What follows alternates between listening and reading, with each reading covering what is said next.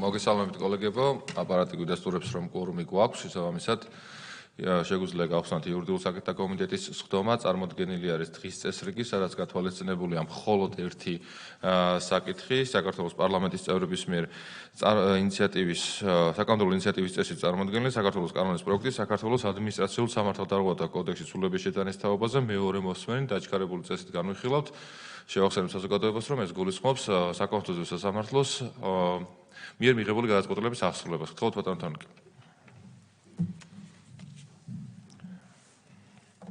გმადლობთ ბატონო არჩილ, კოლეგებო, დამსწრე საზოგადოებო, მოგესალმებით კიდევ ერთხელ. წარმოგიდგენთ მეორე მოსმენით საქართველოს ადმინისტრაციულ სამართალდარღვევათა კოდექსის ცვლილების შეტანის შესახებ საქართველოს კანონის პროექტს, როგორც ბატონმა არჩილმა ახსენა, ამ შემთხვევაში მიზანი არის საქართველოს საკონსტიტუციო სასამართლოს გადაწყვეტილების აღსრულება, როგორც ცნობილი არის, 1 აპრილიდან შედის აღნიშნული გადაწყვეტილება ძალაში და იმისთვის, რომ თავიდან ავიცილოთ შესაბამისი საკანონმდებლო ვაკუუმი, მნიშვნელოვანია, რომ დაჩქარებული წესით მოხდეს აღნიშნული საკითხის განხილვა და მიღება. ვინაიდან მეორე მოსმენით გვაქვს ამ შემთხვევაში მსჯელობა, გთავაზობთ, რომ ჩვეულებრივ, როგორც არის დადგენილი სტანდარტი, მუხლობრივად მივყვეთ ამ კანონპროექტს. მადლობა ბატონო თორნიკე, მივყვეთ მუხლი პირველი. სულ რამდენიმე პუნქტიანია აქ არის 4 პუნქტი. ესე იგი, ამ შემთხვევაში დასაწყისში რომ დააღინიშნოს ის, რომ მიმდინარეობს აქტიური კონსულტაციები საქართველოს პარლამენტის აპარატის იურიდიულ დეპარტამენტთან შესაბამის სარედაქციო ჯგუფთან იმისათვის, რომ მეორე მოსმენისთვის პლენარულ სხდომაზე უკვე წარმოდგენილი იქნეს მაქსიმალურად დახვეწილი ფორმულირებები. ამის პარალელურად ასევე ჩვენ გვაქვს კომუნიკაცია ისე და ისე ტერმინოლოგიურ საკითხებთან დაკავშირებით რედაქციულ ნიუანსებზე აღმასრულებელ ხელისუფლებასთან, კერძოდ საქართველოს ფინანსთა სამინისტროსთან და უკვე როგორც აღნიშნე მეორე მოსმენაზე პლენარულ სხდომაზე იქნება წარმოდგენილი ამ თვალსაზრისით დახვეწილი რედაქციები. სხვა რაიმე ასე ვთქვათ არსებითი შესწორება, ცვლილება ამ პროექტთან მიმართებით არ გამოკვეთილა.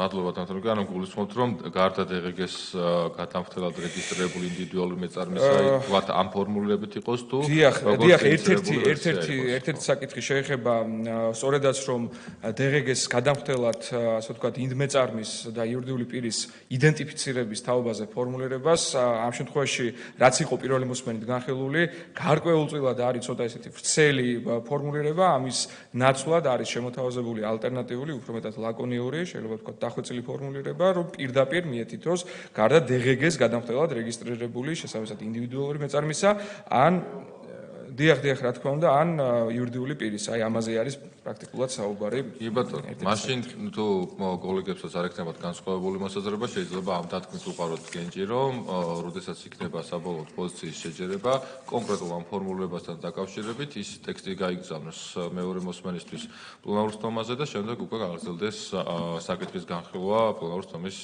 ფარგლებში. მუხლი მეორეში ხომ არა? მეორე მოხშიც არ არის სრულება ამ შემთხვევაში. კოლეგებო, შენიშნული მოსაზრებები ხომ არა გაქვთ? მადლობა ბატონო თორნიკე.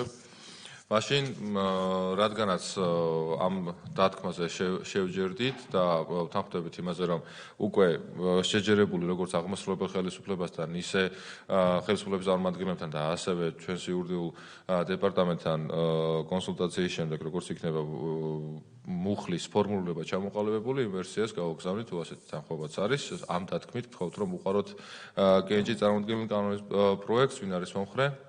მადლობა. საკითხი გადაწყვეტილია. შესაბამისად ჩვენი კომიტეტის სხდომაც დახურულია.